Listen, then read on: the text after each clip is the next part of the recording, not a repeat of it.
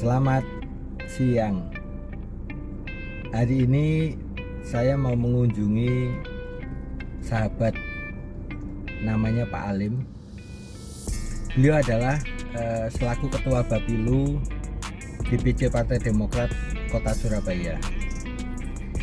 Kunjungan saya nanti akan mengajak bincang-bincang dengan beliau berkenaan dengan penghelatan Pesta Demokrasi Pemilu tahun 2024. Kenapa kita bahas dari sekarang?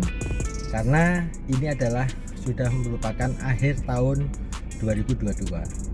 2023 itu adalah tahun politik menjelang penghelatan Pesta Besar Demokrasi. Bagaimana nanti bincang-bincang kita dengan Pak Alim? Ikuti terus.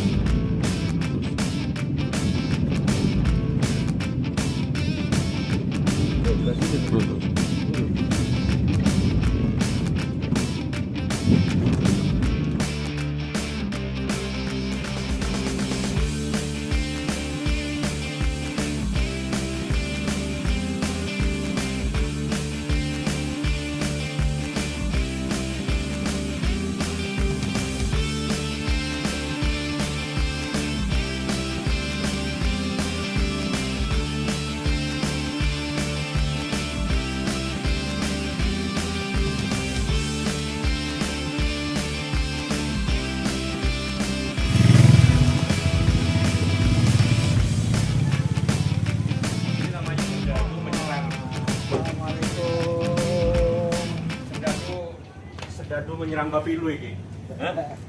Ini kita lagi bikin apa skonya Sedadu. Jadi paling tidak ini nanti kita ya iya. Paling enggak nuansa enggak formal amat gitu lah. Apa namanya? Karena selama ini kan kita itu kayaknya bikin rapat tapi formal ke sana. Kita mau bikin perlu ini Pak. Ya, saya pikir inilah sementara yang ada dulu lah, ya.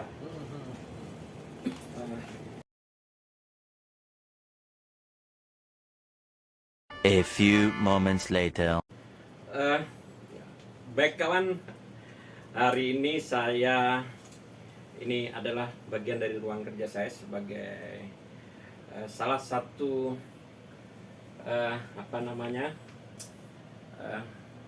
Ketua Bapilu di Kota Surabaya.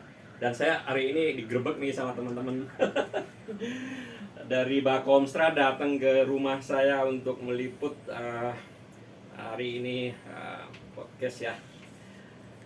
Pada kesempatan yang baik ini mungkin saya ingin sampaikan kepada sahabat-sahabat semua bahwa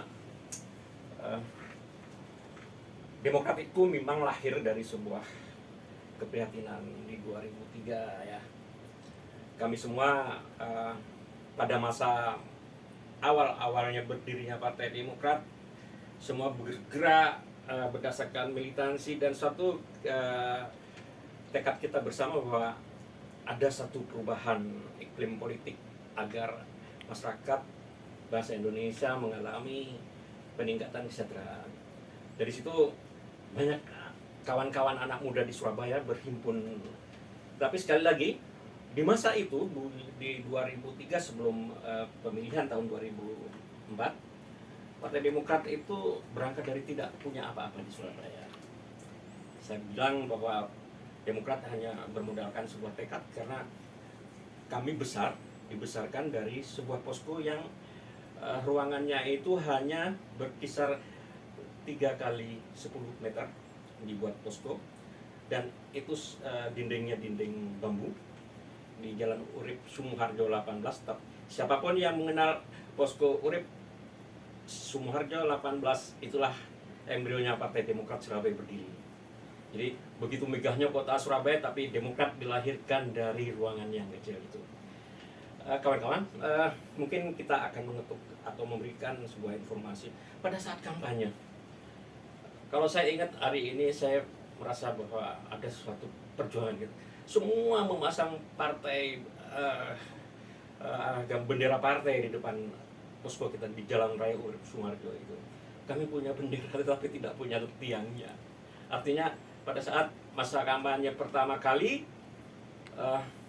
kami bersama kawan-kawan kader Partai Demokrat hanya melihat partai-partai kompetitor itu mendirikan bendera parpolnya di depan posko kita sepanjang jalur Urip Sumoharjo itu. Dan pada saat itu untungnya masih ada Bapak Iwan, beliau juga nyalek, dia punya salah satu restoran mie gili di Surabaya. Dia berkenan menyumbang kita 1 juta rupiah waktu itu. 1 juta rupiah. Malam itu juga kami membeli bambu, punya bendera 1000 lembar tetapi tidak punya tiang, beli malam itu juga. Dan malam itu juga dipasang di seluruh kawasan Urip Sumoharjo, Raya Darmo, Wonokromo, Ayani. Tapi apa yang didapat? Besok paginya semua bendera hilang.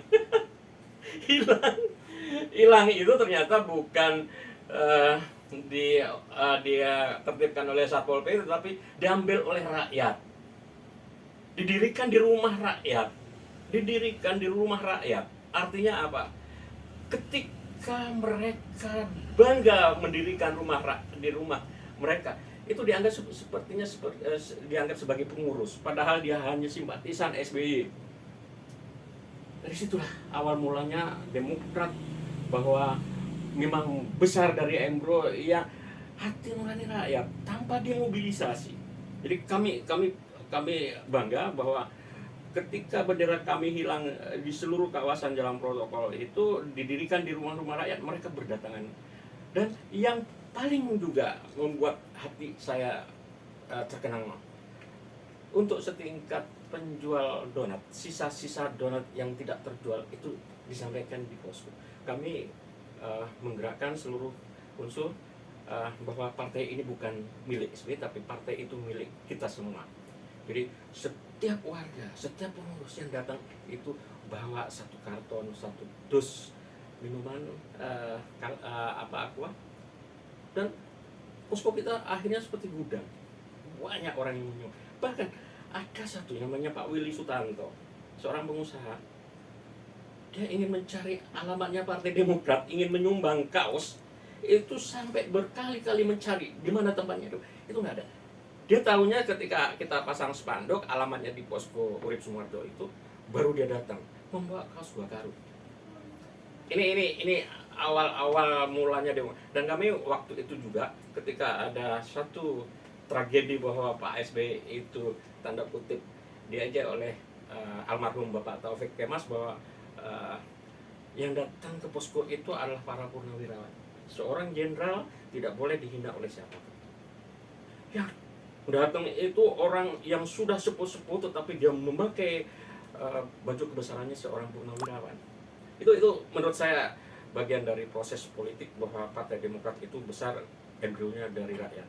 Nah, untuk Surabaya pasca musibah, bahwa ada kader-kader yang saya katakan penumpang gelap karena mereka tidak lahir dari embrio, tapi mereka datang pada saat Demokrat sudah punya Bapak Presiden SBY, dan mereka berhimpun di kita, mereka merebut kekuasaan, lalu terjadilah tsunami politik di Partai Demokrat. Disitulah kami semua kader-kader yang ada yang ikut berkeringat hanya bisa ngelus dulu. Kami dicaci maki, 2 periode kami akhirnya menjadi partai yang semakin lama semakin turun dari 5 yang kami tidak punya apa-apa menjadi 16. Kami hanya memakai satu paradigma bahwa SBY hanya konsen kepada persoalan-persoalan peningkatan bagaimana kesejahteraan rakyat, sehingga banyak beban masyarakat yang dikurangi. Seperti misalnya ada jam kesmas. Jam kesmas itu rakyat tidak bayar gratis, tetapi siapapun yang tidak mampu. Jadi banyak orang kaya tetapi tiba-tiba jadi miskin karena misalnya tiba-tiba kepala keluarganya sakit gitu, atau habis di PHK gitu. Mereka jatuh miskin, tapi dia tidak punya tidak tercatat sebagai warga miskin. Boleh dia memanfaatkan jam kesmas gitu. Artinya banyak SBY yang sudah melakukan, sehingga pada periode kedua 2009 Pak SBY leading didukung oleh rakyat dan dirasakan sepenuhnya bahwa pertumbuhan nasional terus eksis di angka 6-7%, 5-6-7%. Bapak Ibu sekalian, kawan-kawan, ini adalah sebuah gambaran masa lalu dan ini tidak perlu kita ingat-ingat lagi. Tapi sekali lagi, jatuhnya Partai Demokrat Kota Surabaya yang semula mengalahkan PDIP Kota Surabaya, yang notabene PDIP Kota Surabaya ini kan memang ini adalah lumbung-lumbung suaranya PDIP. Kami bangga di 2009 karena kami melakukan ini memakai politik santun, no money politik, dan kawan-kawan yang mudah-mudah bergerak tanpa menunggu perintah dari kami, dari Partai Demokrat. Ini bagian dari proses ya. Tapi sekali lagi kami hadir di 2022 untuk mencapai kemenangan di 2024. Ya, 2024 kami 2004 saya sebagai ketua Badan Pemenangan Pemilu, 2009 saya sebagai ketua Badan Pemenangan Pemilu, dari 5 menjadi 16. Yang semula kami tidak punya apa-apa bisa meraih suara 5 suara efek euforia dari dukungan publik gitu. Saya pikir itu kawan-kawan, dan sebentar lagi kita akan ada sohib kita Pak Indra Bakomstra yang nanti kita berjuang bersama-sama dengan membawa satu bendera namanya Serdadu, serangan darat dan udara.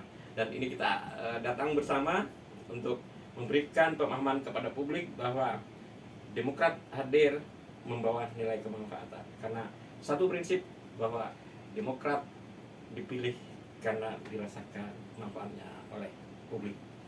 Itu satu niat tulus kita, bahwa ikhlaskan semua kader-kader Partai Demokrat berjuang, ijabkan kepada diri kita berjuang, ikhlaskan hanya untuk bagaimana kepentingan dan kesejahteraan rakyat bisa meningkat. Itu saja yang kita inginkan bersama.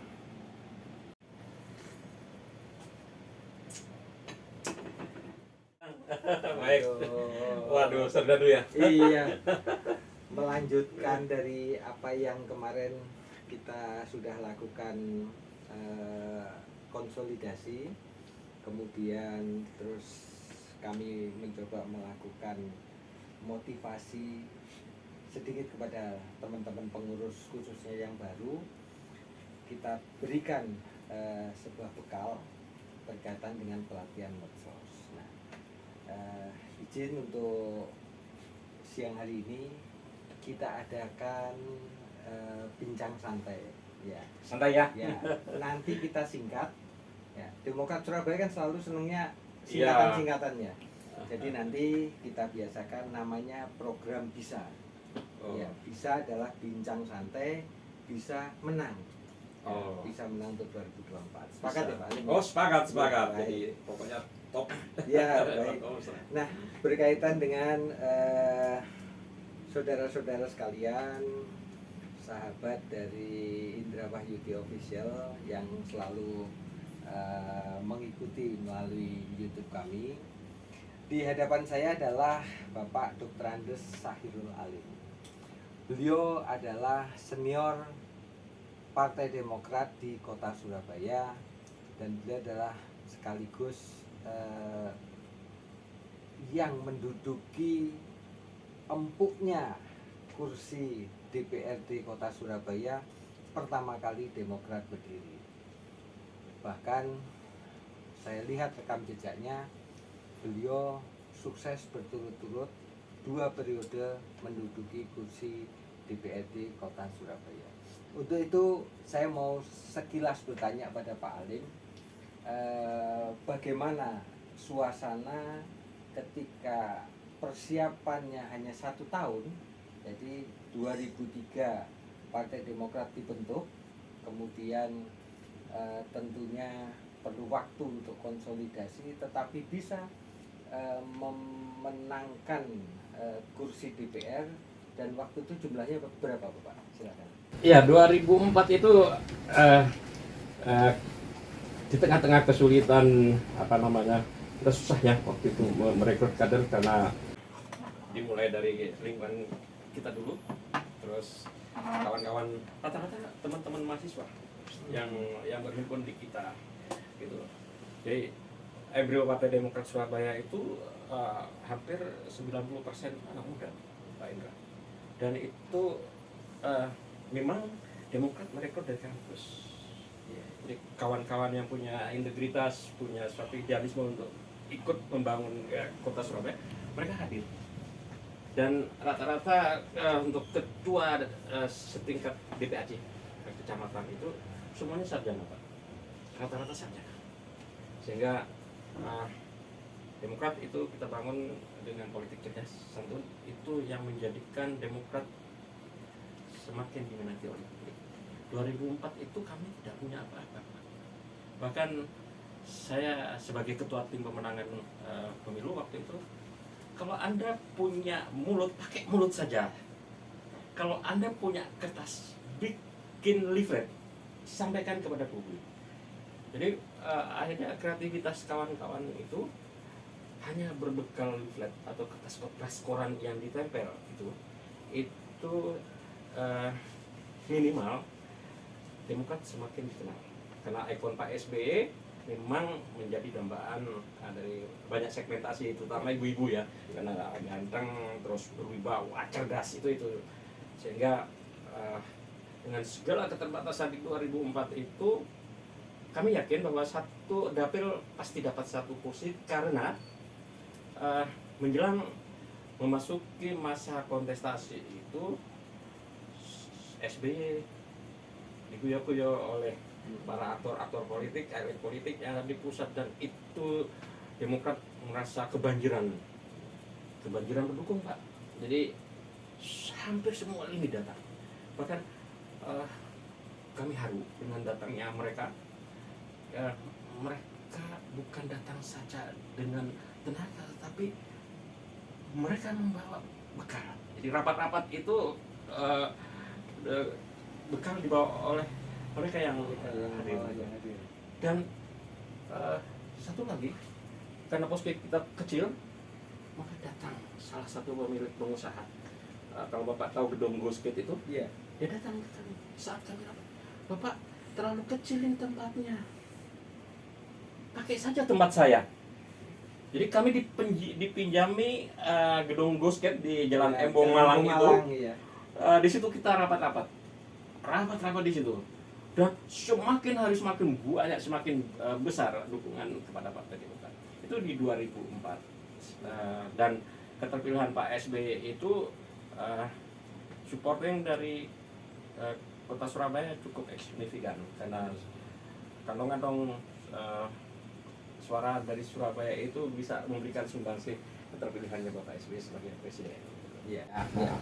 Baik, saya teringat Pak, ketika Partai Demokrat di ulang tahunnya ke-21, ketika Rapimnas kemarin, ada istilah yang menjadi viral waktu itu, Pak SBY menyatakan turun gunung. Ya.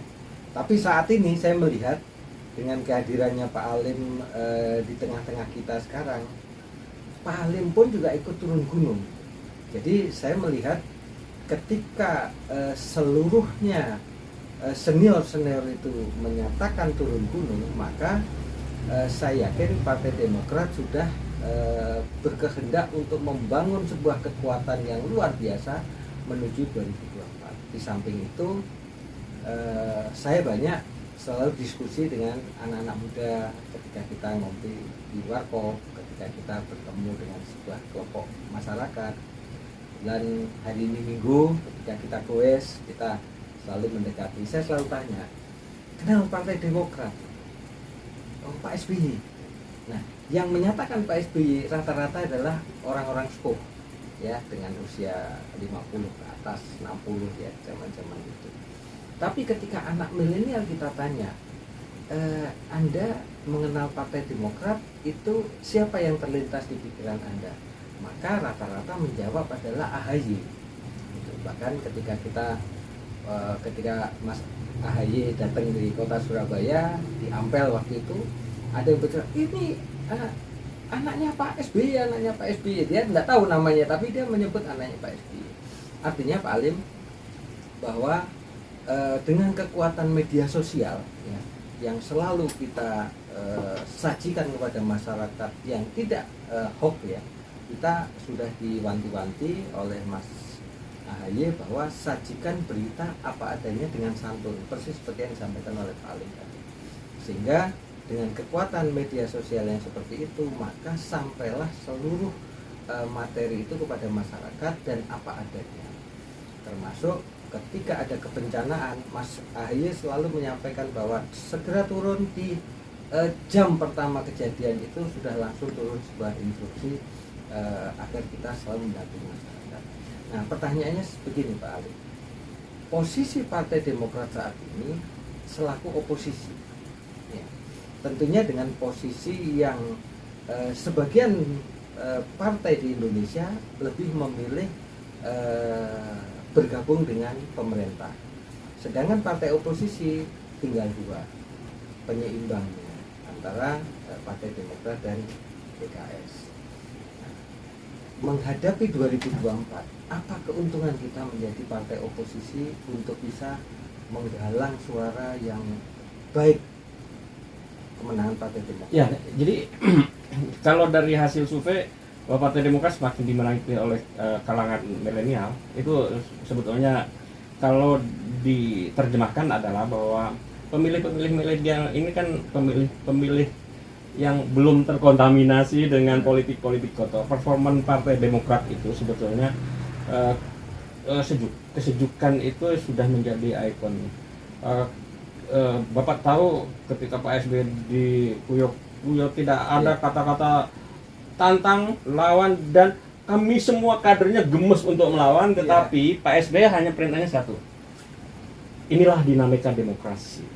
Di Pak SBY itu adalah mantan militer yang berkarakter sipil gitu. Artinya kalau mau memanfaatkan menggunakan kekuasaannya pasti bisa gitu. Ini mudah. Nah, pemilih-pemilih milenial yang sekarang cenderung berpihak ke Partai Demokrat itu rata-rata kan pemilih-pemilih rasional. Dia sudah bisa menganalisis bahwa siapa yang harus didukung dalam kontestasi ini. Kehadiran Pak AHY di tengah-tengah Partai Demokrat menjadi fenomena naiknya elektabilitas. Sayangnya pada saat kita awal-awal Pak AHY itu dimunculkan, kita tidak pernah mendeklar Pak AHY jadi presiden. Sehingga survei-survei itu tidak ada yang memunculkan angka-angka presiden gitu.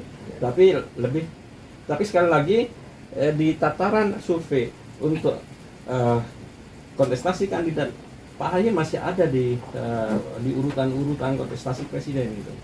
Sayangnya Partai Demokrat, kalau dari awal kita deklar bahwa Pak AHY adalah calon presiden Republik Indonesia, barangkali surveinya berbunyi lain gitu ya. Ini barangkali untuk kita pendapat pribadi saya.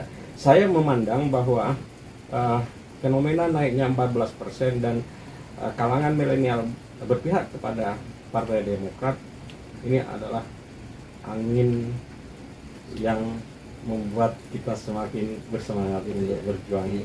Bagaimana kita mengembalikan, rebut kembali kejayaan Partai Demokrat di 2009 seperti itu. Ini pertanyaan terakhir. Saya tergelitik tadi Bapak menyampaikan Pak SBY, ya, founding father-nya bagi Partai Demokrat, itu sosok yang santun, ya.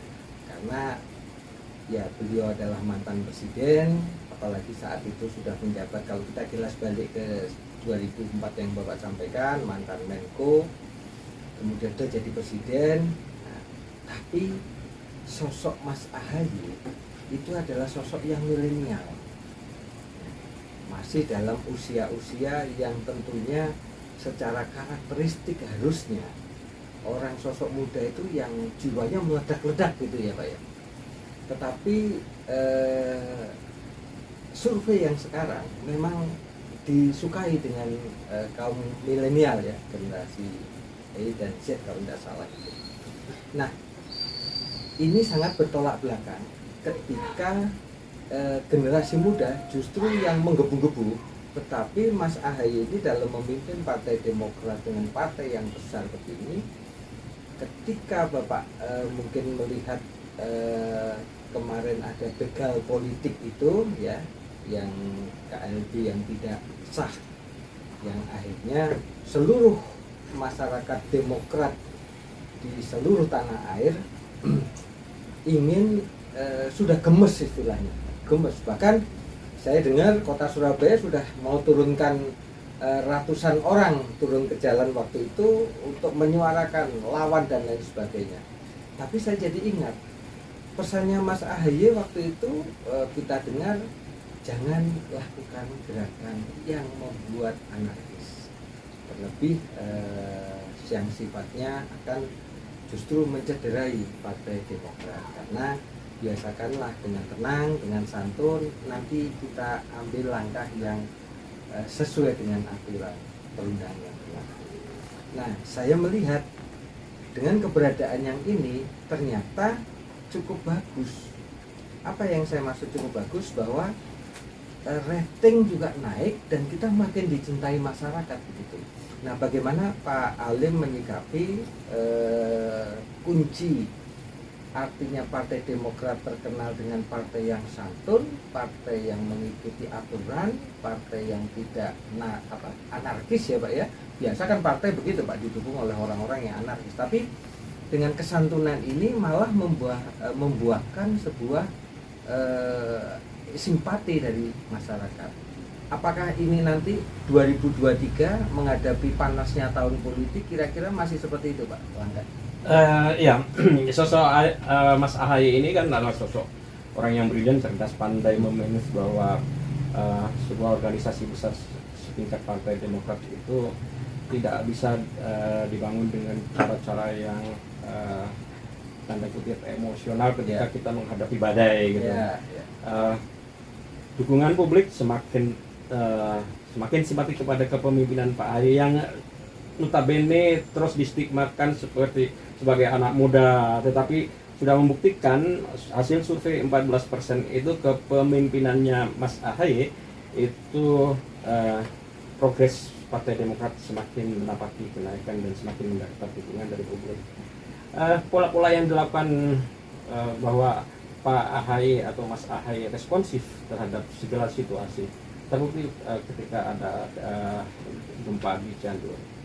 Boleh rekam jejak digital membuktikan bahwa Demokrat bukan karena pada saat ini mendekati pemilu, tapi pada saat Pak AHY menerima tongkat atau bendera Partai Demokrat untuk dikibarkan, dari situlah starting naiknya Partai Demokrat.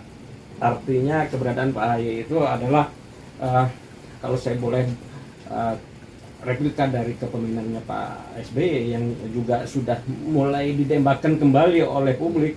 Ini akan semakin mendekati kenyataan. Saya insyaallah yakin bersama-sama kawan-kawan tetap berkonsentrasi, tidak pongah melihat hasil survei itu. kami terus bersama-sama Pak Indra kan Iya. melakukan Serangan ya, dan iya, udara ya Pak ya. Jelas artinya sekali. tidak ada jeda untuk melakukan serangan Iya. gitu. Iya, iya, Itu kan iya. bagian dari Iya. strategi politik. Tapi paling tidak jangan membabi buta Iya. dan tidak boleh sebar-sebar hoax. Jadi Iya, iya. kalau ada hoax, mari kita sama-sama kontrol bersama Kontrol kawan-kawan. bersama, iya. Tapi satu yang harus kita ijabkan berdua, Bakosra dan Bapilu, Dulu. ikut kembali kemenangan Kemenangan Partai Partai Demokrat. Demokrat. Karena Partai Demokrat semakin dipercaya oleh publik.